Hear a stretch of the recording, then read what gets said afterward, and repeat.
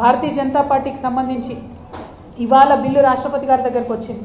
రాష్ట్రపతి గారి దగ్గరికి బిల్లు ఎప్పుడు వచ్చినా కూడా మళ్ళా దాన్ని తిరిగి కేంద్ర ప్రభుత్వానికి పంపించడం జరుగుతుంది. వారు ఒపీనియన్ చెప్పిన తర్వాత దాన్ని తిప్పి రాష్ట్రాలకు పంపిస్తారు.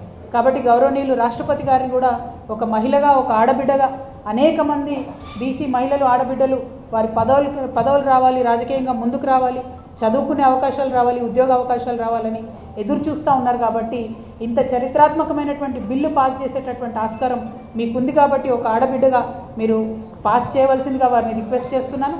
భారతీయ జనతా పార్టీ వారిని నేను హెచ్చరిక చేస్తూ ఉన్నాను. మీరు పోయిన ఎన్నికలలో బీసీ ముఖ్యమంత్రిని చేస్తామని చెప్పి ఓడిపోయే ఎన్నికలే కదా, ఎటువంటి అటు మాట్లాడవచ్చు అనుకున్నట్టున్నారు, మాట్లాడినరు. కానీ ప్రజలు ఆ మాట మర్చిపోలేదు. ఇవాళ మీరు బీసీలకు 42% రిజర్వేషన్ ఇవ్వాల్సినటువంటి సందర్భం వచ్చినప్పుడు, అన్ని రకాలుగా బిల్లు పాస్ అయి రాష్ట్రం నుంచి కేంద్రానికి వచ్చినప్పుడు కేవలం తిప్పి పంపించాల్సినటువంటి బాధ్యతనే మీకున్నప్పుడు మీరు తప్పించుకుంటే తెలంగాణ బీసీ బిడ్డలు చూస్తూ ఉన్నారు. 2.5 కోట్ల తెలంగాణ బీసీ బిడ్డలు ఖచ్చితంగా భారతీయ జనతా పార్టీకి గుణపాఠం చెప్పి తీరుతారు మీరు ఈ బిల్లు పాస్ చేయకపోతే.